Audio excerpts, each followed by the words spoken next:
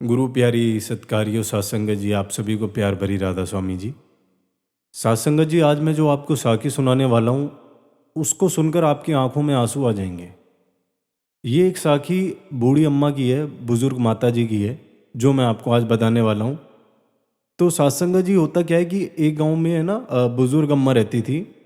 और अम्मा की उम्र भी कम से कम 80 साल होगी और शरीर से बहुत कमज़ोर थी, लेकिन उसकी आंखों में एक अजीब सी चमक थी।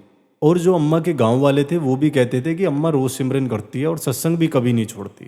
एक दिन खबर आई कि बाबा जी पास वाले शहर में सत्संग करने आ रहे हैं। तो गांव के लोग तो खुशी से तैयारी करने लगे और अम्मा ने भी कहा कि मैं भी दर्शन करने जाऊंगी। तो गांव वाले बोले कि अम्मा, तुम्हारा शरीर इतना कमज़ोर है, वहाँ भीड़ भाड़ होगी, तुम कैसे जाओगी।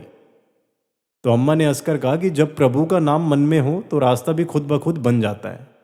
अब इतनी उत्सुकता देख के गांव वाले अम्मा को ले जाने के लिए तैयार हो गए कि अम्मा चाहती है तो चलिए दर्शन करा देते हैं बाबा जी के। तो जब सत्संग का दिन आता है तो सत्संग में लाखों संगत आई होती है और बाबा जी भी स्टेज पर बैठे होते हैं। चारों तरफ शांति और प्रेम का माहौल होता है। तो जब सत्संग के बाद बाबा जी खुली कार में दर्शन देते हैं तो दर्शन के लिए अम्मा बैठी होती है और दर्शन के समय भी नाम जप कर रही होती है और सिमरन कर रही होती है। जब बाबा जी कार में दर्शन देते हैं तो बाबा जी की तो नज़र पड़ ही जाती है और बाबा जी की तो जानी जान है, बाबा जी को तो सब पता है कि ये दर्शन की बजाय यहाँ पर भी बैठकर सिमरन कर रही है। तो बाबा जी दर्शन देने के बाद ऐसे ऐसे अपने सेवादारों को भेजते हैं और बोलते हैं जी उन अम्मा जी को बुलाओ। और अम्मा जी को बुलाया जाता है।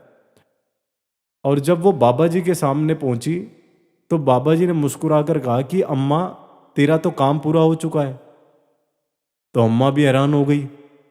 अम्मा ने बोला, बाबा जी कौन सा काम। तो बाबा जी ने कहा, जिसका सिमरन सांसों में बस जाए उसका जीवन का असली काम पूरा हो जाता है। अब तुझे सिर्फ घर जाना है, वो भी उस घर जहां से तू आई है।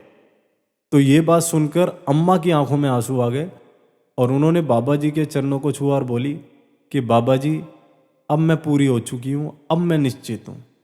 और बाबा जी के सत्संग के बाद अम्मा अपने घर में बैठकर सिमरन करते करते चोला छोड़ देती है। और गांव वाले भी कहते हैं कि अम्मा तो जैसे सोते सोते प्रभु के पास चली गई।